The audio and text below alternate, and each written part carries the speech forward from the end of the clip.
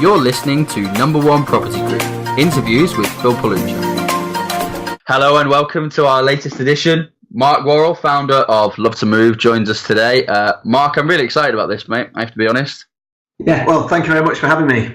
No, you're more than welcome. Look, I mean, as people who listen to the podcast know, I often try and find, new and innovative ways of working within an industry and try and present you with that. As you know, I'm a bit of a tech geek anyway. I love what's going on within PropTech, particularly if you can find the right technology to kind of suit the business. Mark and I actually met relatively recently at a PropTech event in Manchester.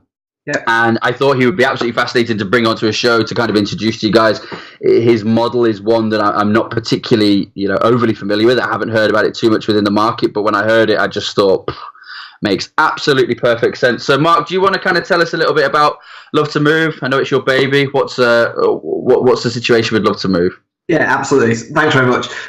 So at Love to Move, we work with established high street estate agents to effectively offer them a outsourced online sales service.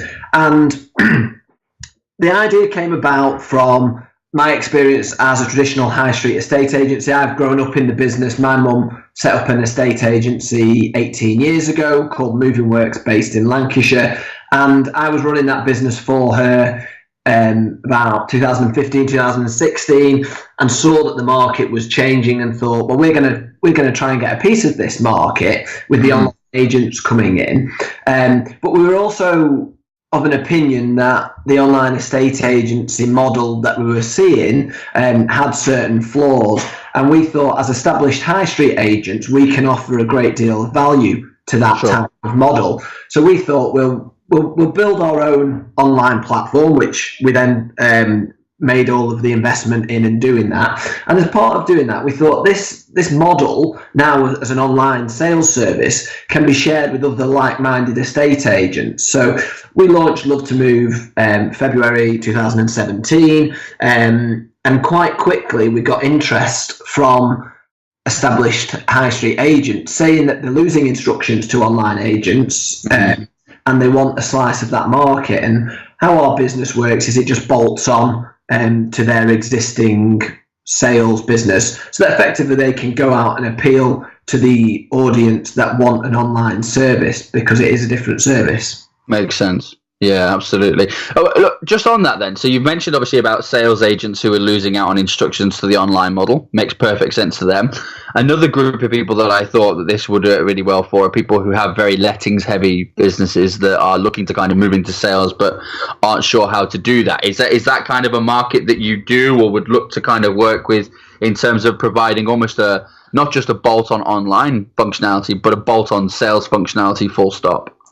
Yes, and we have had conversations with a lot of lettings businesses, because of course with the changes for landlords on the tax regime, and we're starting to see some landlords selling off some of their portfolio, particularly the accidental landlords that have just got the house that they couldn't sell that they've rented out. They're selling those off. So we've been approached by quite a few mainly lettings businesses that want to do sales and move into that area.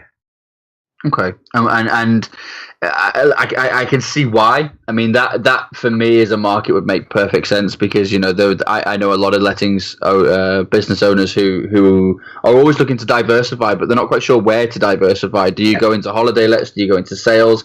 If you go into sales, do you do a tradie model? Do you go hybrid? Do you go online? And I think uncertainty often kills a lot of the ideas, because people want to take action, but they're not quite sure where to do that. So that's why I found this model so fascinating, if I'm honest. So how long have you been around now? How long have you been established? So Love to Move was established fittingly on Valentine's Day 2017. Beautiful. I love that. You were feeling very romantic and could see you were busy establishing businesses instead of going out for dinner. Yeah, my wife was not taken out for dinner that day. Well, mind you, I think she's been pivotal in helping me set the business up. So we probably did share a bottle of champagne. Excellent. Well, listen, congratulations. I'm really looking forward to seeing how the success continues. Look, I wanted to ask you a little bit about, given that there's a lot of estate agency business owners that listen to the podcast, What would kind of be your advice to how to approach the market at the moment? As you said, there's a lot of changes happening in the market at the moment. We'll come on to kind of some of the big names later on, but in terms of basic advice, in terms of if somebody was looking to do this, if somebody was a little bit apprehensive as to bolting onto the online model, what would you say would be kind of the main benefits of doing so? We've seen an awful lot of benefits because we see it from both sides. I still sit in the same office as our high street agent, so have a real good handle on how introducing an online service into a high street agency works. And what we've actually seen is we've seen that by offering a different service, we actually offer 3 services now. We offer an auction service as well. So it changes the conversation that we've been having with vendors from from do you want us to sell your property to how do you want us to sell your property? It's a complete difference. And I think when the market is difficult and perhaps you're not going to get the revenue streams that you've been used to and you've enjoyed over the last couple of years, even though they haven't, in the most part, haven't been fantastic for agents. It's not been, the best time, and I think times are probably going to get harder. You've got to look at additional revenue streams, and the online side of the business, whether that's working in partnership with a company like me or trying to do it yourself, that is a potential additional revenue stream into your business. And with the lettings ban going, if the companies are doing lettings as well, letting fee ban, then I think you've got to look to try and increase your turnover whichever way you can. Are you finding that business owners are typically doing that, or do you think there's still a bit of an us and them mentality between online estate agents and traditional estate agents? Which obviously you break that mold being both, but yes, do you come across that kind of I don't know whether you call it resentment, but certainly maybe a little bit of apprehension because they're not quite sure how that works or what it looks like. They're not as comfortable with that. Yeah, I think when I speak to an awful lot of estate agency owners throughout the country now, and we can probably put them in almost 3 categories. There's one type of estate agency owner that just buries the head in the sand, doesn't think that this market is changing. And I'm not suggesting the market is changing and everyone's going to be going online tomorrow, because I think we've seen this year that online's is going a lot slower than people thought. But there's a type of estate agency owner that doesn't think anything will go online. Then there's the kind of middle guy that thinks, yes, it's coming, but it's not affecting him too much, but he's got an eye on the future. And then there's the forward-thinking estate agent who embraces everything new and actually sees the opportunity for it. But I suppose my advice for business owners would be, don't bury your head in the sand. You've got to future-proof your business. And this is going to be a growing segment of the market, which you can't control, because my generation of people, so I sold my first house a couple of years ago, and my generation of house sellers, they want to do everything online because they do everything online in the rest of their life.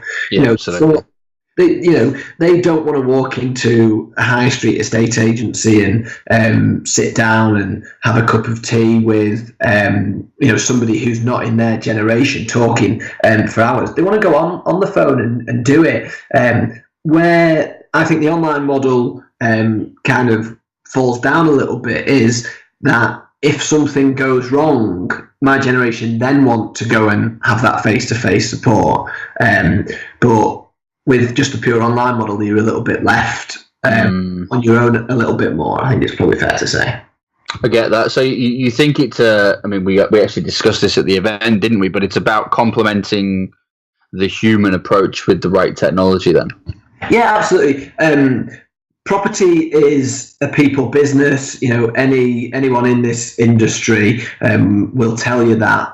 And even Purple Bricks talk about it being a people business with their local property experts. But it's about finding that right mix between people and tech. And I think having an office presence in the event something goes wrong, or having an office presence to demonstrate that you are based in the area and know the area really well, that's a really powerful thing when you combine it with the right tech to enable the client to take control of the sale themselves.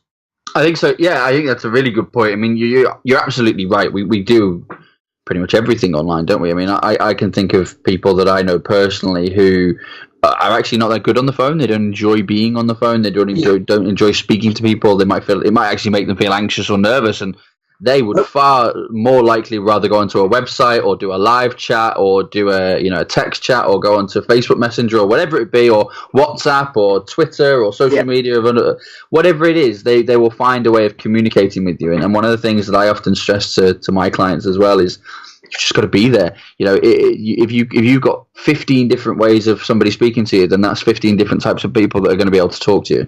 Absolutely. And it's the same way that not everyone sells the same. Your salespeople, you'll know from people that you work with, everyone sells a different way and has their own strategy to that. It's the same way with buying. What I enjoy doing in the way that I would interact with a company could be completely different to the way that you would interact with the company. But just say you've got to put yourself open to all of those avenues. Absolutely. And I think, I think you've hit the nail on the head. I was thinking about myself and how I kind of operate. So I don't remember the last time I set foot inside a supermarket. We've got an order on Tesco that's just set to turn up every week. And then if I ever want to make any changes, I will, or rather, I'll write it on the fridge and my missus does it. Very organised, that Phil. So, I have to. Well, she's very organised. I'm really not that organised when it comes to this stuff. But I was thinking myself, like, that's kind of how I did it. But if there was ever anything wrong with my order, I would want to speak to a human straight away to try and get the thing resolved. In fact, I'm that really annoying guy that shouts at the automated service and just keeps, the automated voice and just keeps going, speak to a human, until I eventually get put through to customer services. Yeah. But you're right. That is our generation. We want to do everything yesterday. We want to have everything at the click of a button and on our fingers. If it's not on our phone, it's not interesting, or it's not for us. But if anything goes wrong, we want to speak to somebody within the next couple of seconds that's going to have the ability to be able to fix it and instantly know what we're talking about. And also, that's our generation. So our generation are now active in the housing market. So we have that right. Well, we think it's the right, but a combination between tech and people. The next generation that are going to be buying houses are going to want that human interaction even less because they have less human interaction as they've been growing up. You're absolutely right. I mean, I already don't understand the millennials, if I'm completely honest. There's all the sort of Instagram celebrities and all that kind of stuff. Like, we didn't have that. I'm sounding like an old man now, but we didn't have that stuff when I was younger. So, but you're absolutely right. How they communicate now is completely different. Back in our day, you'd have looked for recommendations or referrals. As we've aged, that's kind of turned more into online reviews. What do your reviews look like? If you've not got a decent review presence, nobody's looking for you.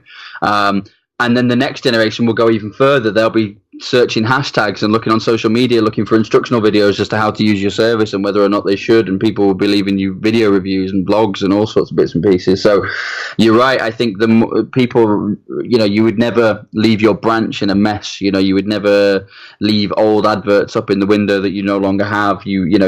All the general housekeeping stuff that you would do in branch, you now need to adapt to doing that with your online presence, because that is ultimately your shop window and it's open 24/7.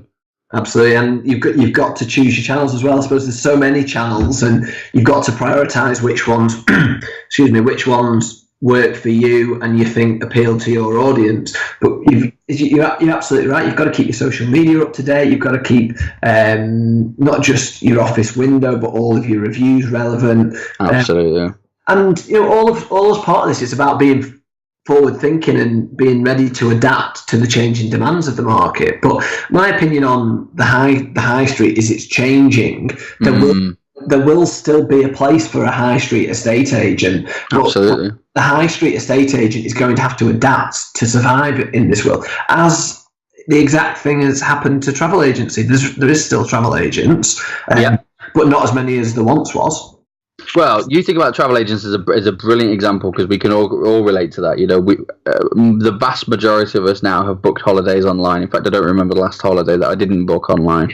Yeah. And we all do the same thing. We look at the pictures, we look at the reviews, we will go onto a different website and Google the same company's name or the same hotel name or whatever, just to see whether there's some stuff.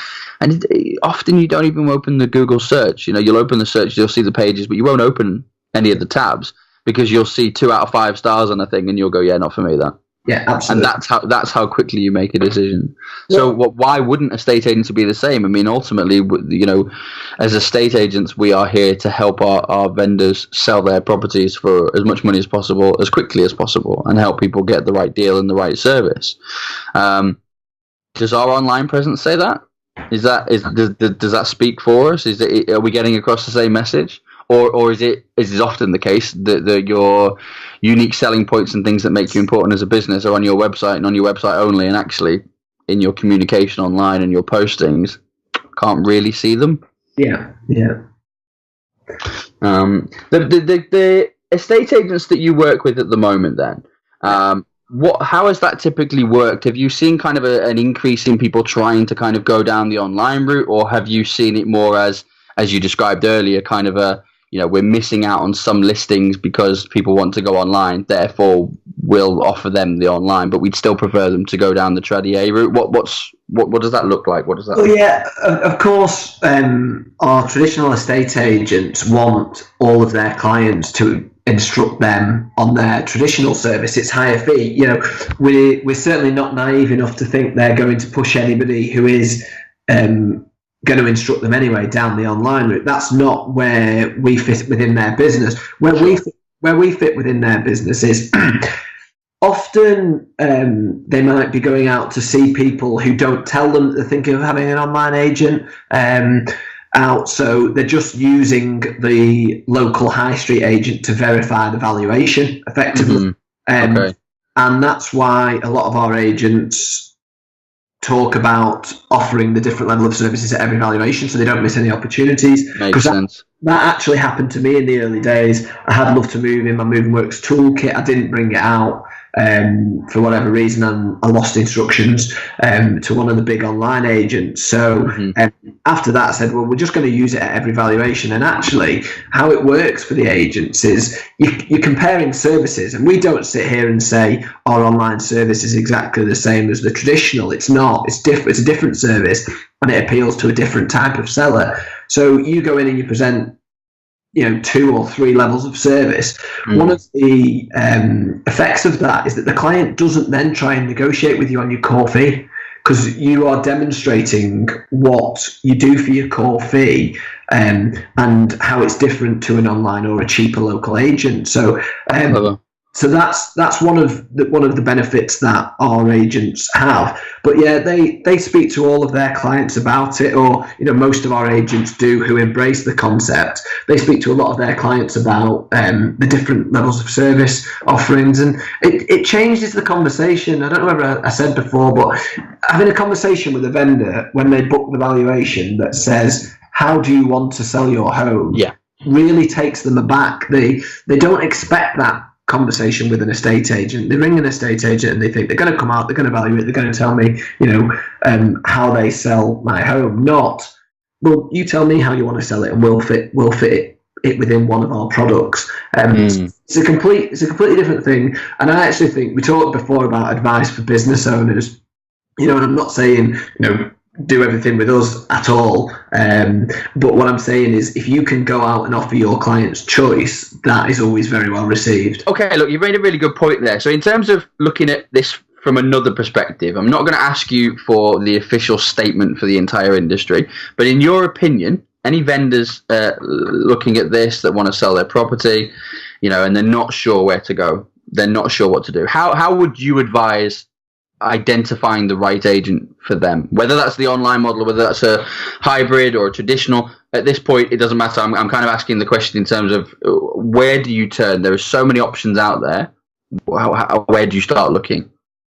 I think as a vendor, if you have got a property that you're selling locally, particularly if as long as you live in the locality, you will have seen the boards of the agents that are successful in your area. But I always think whenever you're making a big decision like this, you've got to educate yourself as to who is right for you. So get out a number of different agents, get them to talk to you, and then once you've had that initial contact, that initial valuation, then go and have a look online and see if what you see online backs up as what they told you in your living room. you talked about it before. I think that's really important. It's all well and good saying certain things, but if your reviews don't back it up, or if your stats on Rightmove don't say that you've sold as many properties as you claim that you've sold. So I always think it's about that. And then once you've got all of the benefits, it's a case of writing down, and I think choosing the way you want to sell your house. If you are really busy at work and you've not got time to show people around your house, or pick up emails that are of a private nature, then selling your house online isn't for you. But if you're glued to your phone and actually you quite like the idea of a self-service option, which is what online estate agency is, if you quite like that, then have a look more at some of the online models and pick the one that suits you. That would be my advice. I think it comes down to personality as well, doesn't it? And what you've just said there makes it another really interesting point. I mean, think about if I wanted to sell my house, I'd probably do the online model because I've got the ability to sell it myself. Plus, I've been here for years, so no estate agent is going to know this house any better than me. Yeah, absolutely. I'm going to know where all the local shops are, good places to eat, the parks, the shortcuts, everything, all the neighbours. So I'm in a good place to do it. However, if I flip that on its head, my wife, for example, who is rather on the shy side, particularly with new people, she couldn't think of anything worse. She could not think of anything worse than showing somebody around our house and trying to tell them why they should be looking at it. So that model doesn't work for her. And I think, I really enjoy things like All Agents. I mean, we've all heard of TripAdvisor and things for holidays, but All Agents and similar property estate agency review sites. Yeah, I really enjoy them because you do get a feel for these people, especially personality wise. You'll start to kind of resonate with people, or you'll read somebody and they'll say, I've got a young family, 2 kids, wasn't ideal for me having people traipsing in and out of the house, so I did this and this. Yeah. And if that resonates with you, then that might be the thing that tips you over the edge. But I think you're right. It has to be a combination of pros and cons. Yes, and you've got we don't live in a society now where one size fits all. And you just gave the perfect example there. One service that is suitable for you wouldn't be the right service for your wife. And I think if more agents were open-minded about that, I think they would see the difference it could make for their business.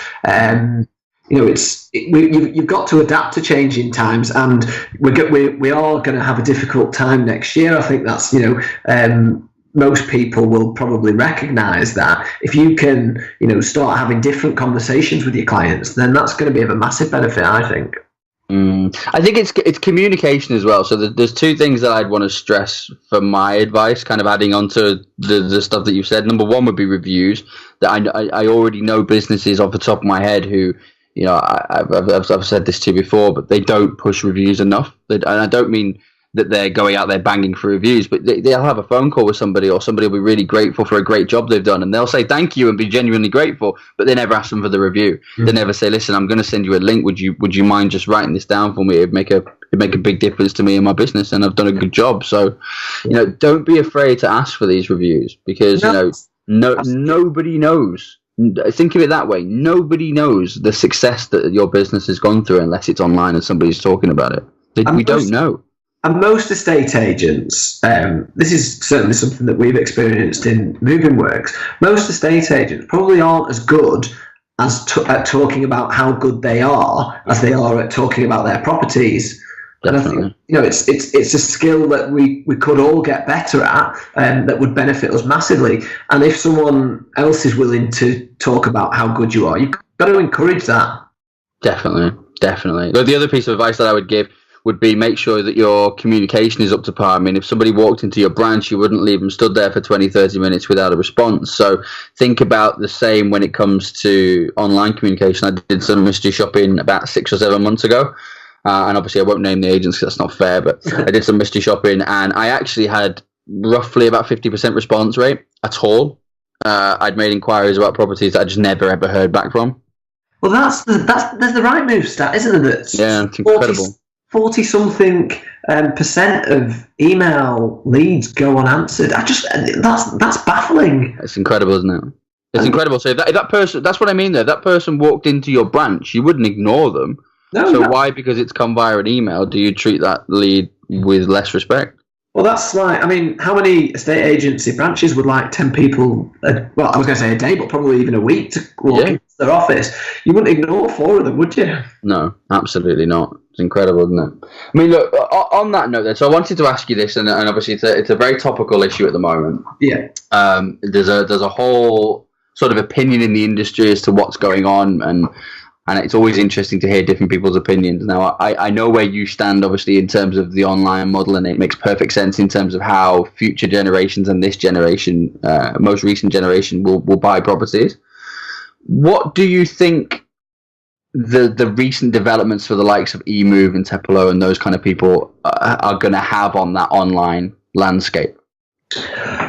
It's a really interesting one, isn't it? And as you say, it's very much the talk of the town at the moment in various industry bits and pieces. I think the online market, and I'm not just saying this because Emoov have gone now, but I think most people expected that the online model, or certainly the online market, would fragment, and I think there's still going to be more. So Purple Bricks, if you've heard Michael Bruce speak, he talked about intentionally getting first to market, intentionally being the first to IPO, because that was their strategy to get there and get that share of the market. And whatever you think of them, they've done it in the UK. Oh, they have, yeah, incredible market. Well, whether or not you like their business model or not, it's a very, very clever idea, and I think any single one of us would look at that and go, especially from an entrepreneurial perspective, and you can't have anything but respect for it. Oh, absolutely, and all of the marketing and all the rest of it. Whatever you think of it, you've got to turn around and think it's been really, really effective.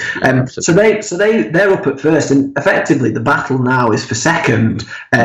And I suppose the question with somebody as big as Emoov going bang is second place big enough for anyone else at the moment? So Yopa are spending an awful lot of money. I have certain opinions on the online model on a pay-on completion basis. And I know I'm massively biased on this because we don't offer a pay-on completion model, and nor would we ever, because we work with high street agents. But I struggle to see how that model works for online agents on the pay on completion. So I think that could develop over time. But I think it's what it probably will do is it will make anybody who is going to market to raise money, it will make probably some more firm questions being asked of those companies because of what's happened with Emoov. It's very high profile. I think Purple Bricks was an interesting one, wasn't it? Because what Purple Bricks did effectively, they didn't just get to market first. They kind of revolutionized the way that people thought about the industry, which is really great for the rest of us who are kind of very much embracing technology and embracing those changes anyway. But what I think it also did was, you're right, it created a generation of people who, when they saw, I'm not having a dig at it because I actually think it's a really clever idea, but the whole crowdsourcing thing for other online agents and things, people went, oh, well, we could do what Purple Bricks did, so it's great, let's go and do that. And I think there was a lot of excitement generated from that, but I think you're right. I think what we will be left with is a much more developed and mature market at the end of this period, because I think what's happening now is the market is changing. And it's not just the online stuff either. I mean, think about Countrywide. Countrywide aren't exactly out of the woods. They've not been in a great position of late either, and they're huge. Yeah, absolutely huge. Well, there's talk of them having to, restructure the whole business. There's loads of opinions out there about the too many brands and all the rest of it. A very successful model. And if you look at Countrywide's share price, as again, I know Purple Bricks' share price has taken a hit, but so have all agents recently. If you look at the difference between Countrywide's share price and Purple Bricks, it's almost an exact opposite. Countrywide going down and down, Purple Bricks going up and up. But I think when somebody comes into a market and makes as much noise as Purple Bricks have, they're quite rightly, the disruptor of the market. But when any market gets disrupted, there's loads of new opportunities, and you either embrace them and think, right, how can my business benefit from what we're looking at as a different market now? Well, you don't, and this is it's not going to happen overnight. We've seen that now. This year's proved that it's going to be a slow, incremental change.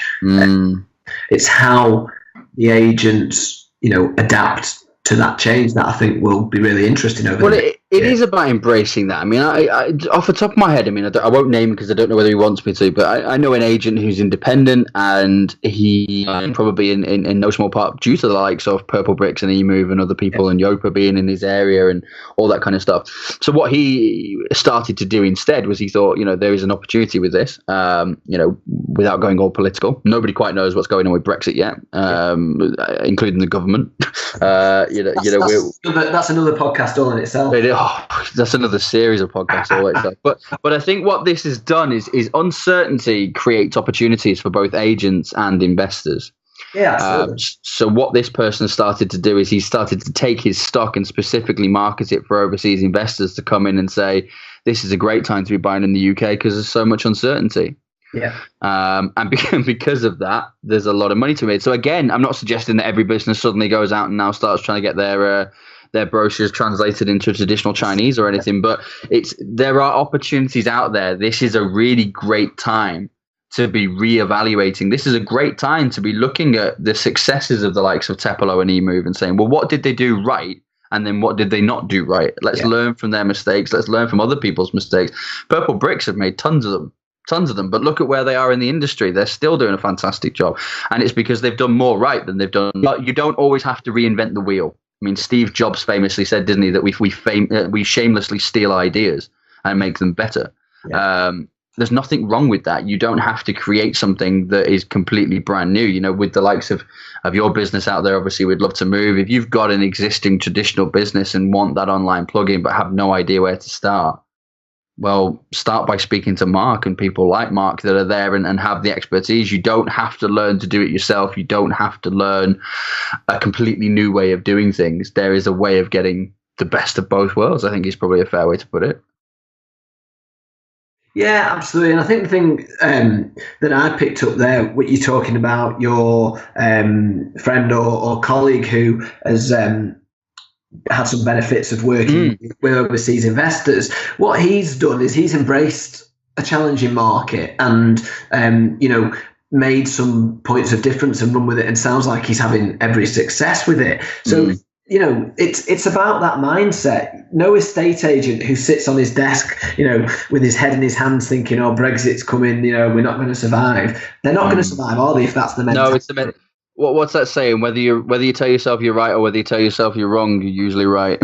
Yeah, exactly. You've got to embrace the market, and the amount of good estate agents that I speak to that are really looking forward to getting involved in a challenging market, because at the end of the day, the agents who aren't up to it will go, won't they? They're not going to survive in a challenging market. If you are a really good estate agent, really proactive, and really know your market, this is where you make your money. This is where you earn your crust. Do you know what? There's a group of agents that I think of, and they've survived at least one, if not two, recessions, and they are very much the traditional model. And you look at those businesses and say, you've survived two recessions. You clearly know what you're doing, but this is the time.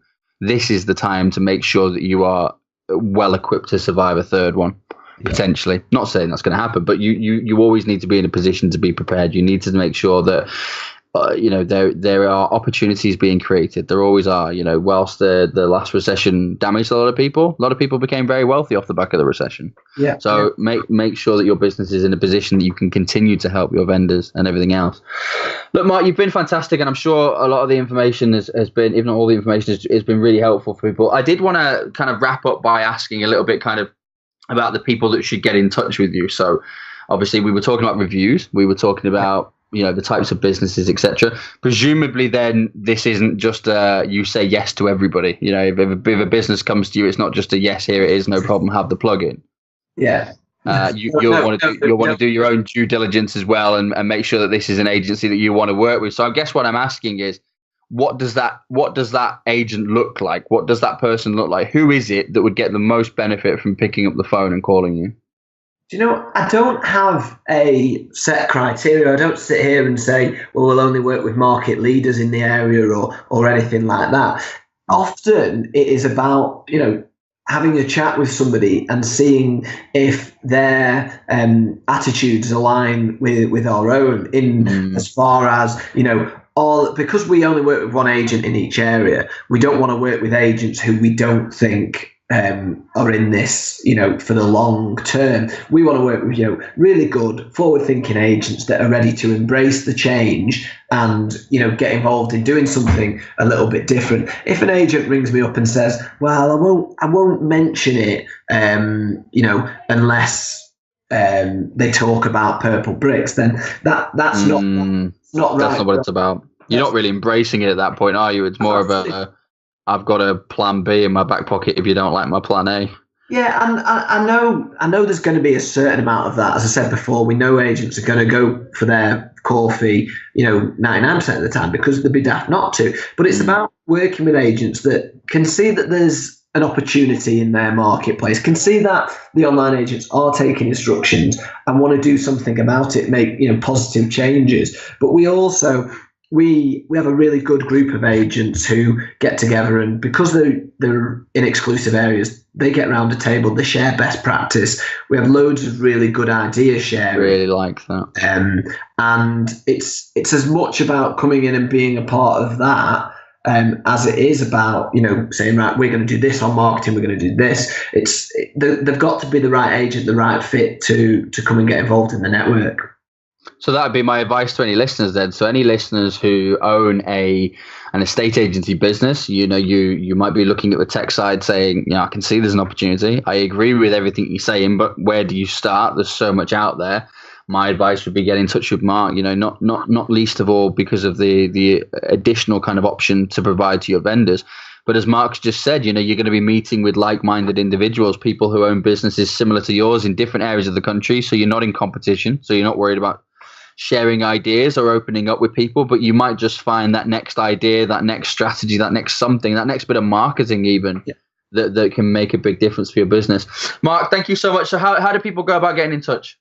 So my email is mark@lovetomove.co.uk, which is the number 2, or they can go on our website, which is simply just lovetomove.co.uk. Get in touch. I'd be more than happy to speak to anyone on kind of what we discussed today, or more in depth about their particular market. Yeah, that'd be great.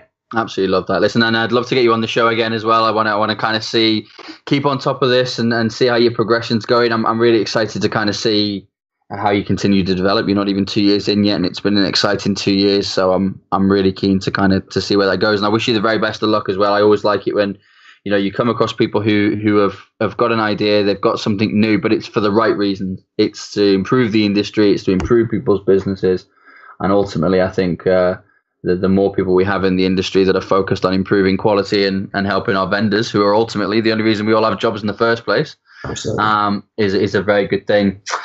Mark, thank you so much. Yes, very much, Phil. Thanks for having me. More than welcome, Paddy. So I've been Phil Palucha of the Number One Property Group. Really hope you've enjoyed this podcast. As Mark said, anybody with any questions, get in touch at mark@lovetomove. Was it .co.uk? It was indeed. .co.uk. Fantastic. Thank you so much. Cheers, mate. Bye-bye. You're listening to Number One Property Group. Interviews with Phil Palucha.